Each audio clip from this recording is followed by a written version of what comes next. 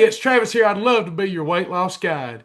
You know, the battle is the Lord's, but the praise is ours. We're going to have a lot to praise God about because you know what? If we lose weight and keep it off, we know that that good gift comes from above. We can't do anything on our own or by ourselves. We need one another, and most importantly, we need the Lord. Look, we've all been there. We felt outnumbered by life. Life gets in the way. It can make us feel overwhelmed. It can make us feel underprepared, not prepared. Life throws obstacles at us. Look, that's exactly where King Jehoshaphat stood in today's reading. An army far too big was coming against him.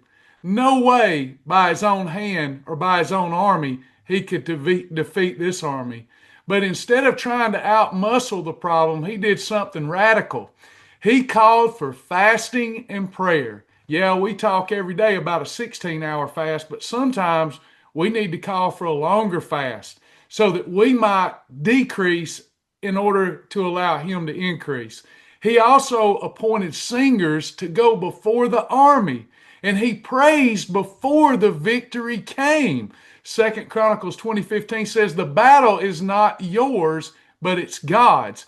Family, this is how we fight fat loss too.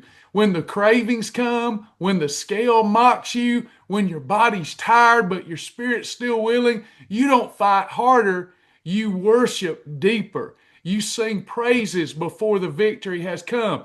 Even when Jesus called Lazarus from that tomb, called him from the grave and said, "Lazarus, come forth." Before he did that, he was already giving thanks to the Father. He said, "Father, thank you that you always hear me." Then he raised him.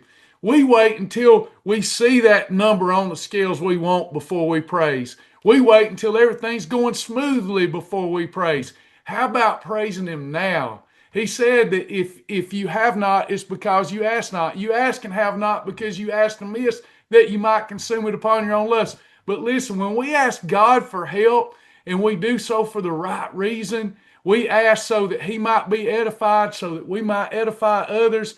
We know it's going to be done. We can move forward in full assurance that this weight's coming off. We got good reasons, good intentions of the heart for losing this weight, so we have more energy for our family, so we feel better, so we can let our light shine more. We got a lot of right reasons to lose this weight.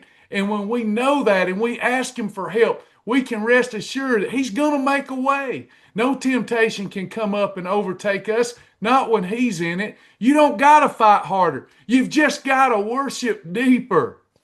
In John 12, Jesus tells us that life comes from death. Unless a grain of wheat falls into the ground and dies, it abideth alone. To truly live, something in us has got to die. I tease people in class all the time, and I said when I was 300 pounds, I had to start eating like a 200-pound man while I was still 300 in order to become that 200-pound man. That part of me had to die. That 100 pounds had to die. But there was more than just physical weight that had to go and had to die. It was some ways I thought, some ways I talked, stinking thinking had to go.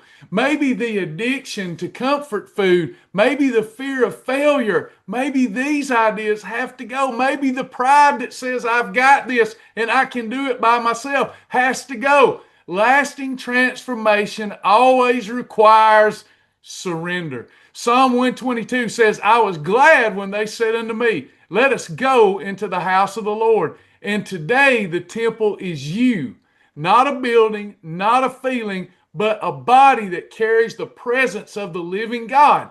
Take care of it. It's the only body you're going to have while you're here on this earth. I love you in the Lord, and I'll see you tomorrow.